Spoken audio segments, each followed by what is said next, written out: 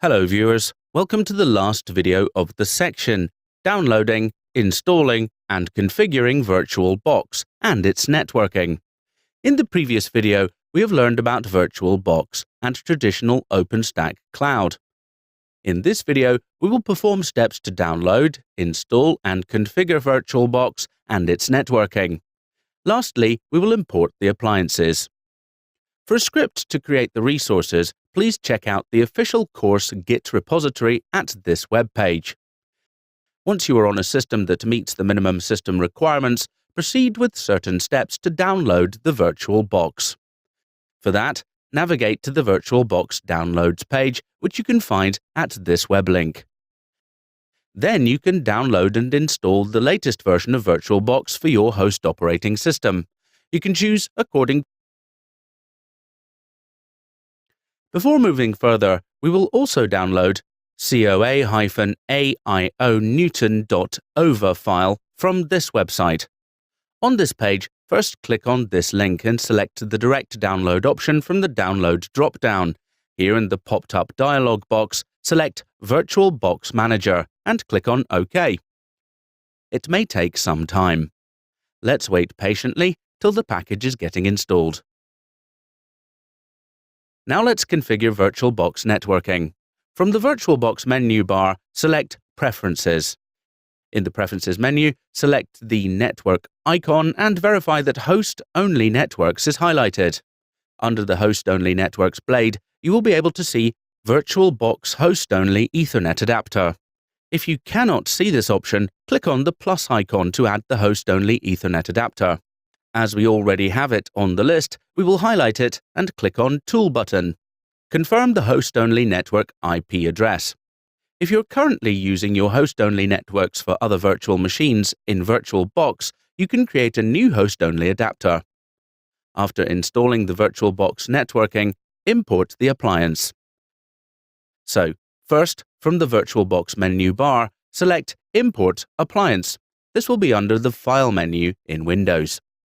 Then click on the folder icon to browse your local drive. Then select coa-aio-newton.ova and click on Import or Open. Click on Next to proceed with the installation. Select the COA Newton file and click on Import button. Importing procedure will start. Once importing has completed, verify that the virtual machine has the proper network settings. Then start up the virtual machine by highlighting the appliance and clicking on Start. If you receive an error when attempting to start the virtual machine, verify you meet the aforementioned minimum system requirements. Also verify that virtualization extensions are turned on in the BIOS or UEFI. After that, give the appliance time to boot. You will know it's up and running once you see the Ubuntu login prompt. Wait until it's up and fully running. As you can see on the screen, the Ubuntu login has prompted.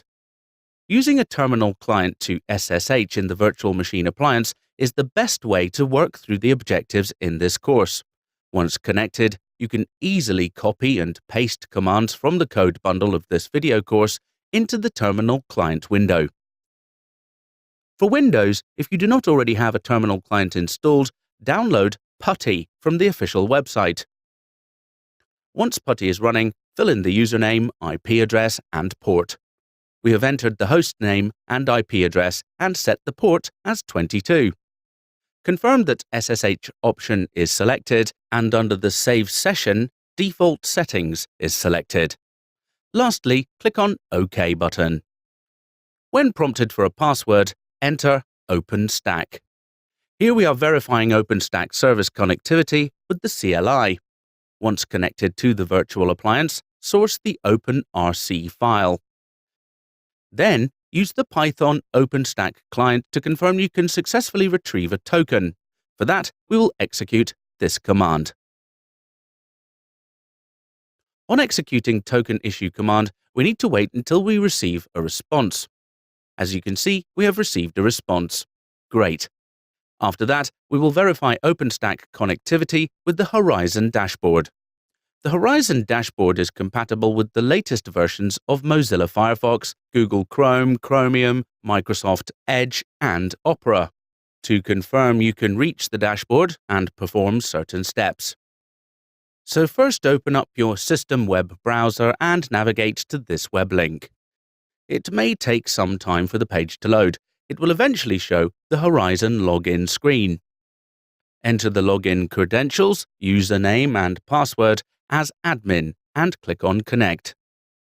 Now to view the Horizon overview screen, click on Project and Overview. In a production OpenStack cloud, you would connect to the Horizon dashboard and API endpoints via HTTPS, SSL, TLS. You should now have your very own working OpenStack environment, fully deployed and running on your laptop or desktop. In this section, we discovered VirtualBox and the convenience of the OVA format, as well as the components that make up a traditional OpenStack environment. At this point, you should be able to connect to the virtual appliance via the Horizon dashboard and terminal client on your system. In the next section, we will get an overview of Keystone Identity Service.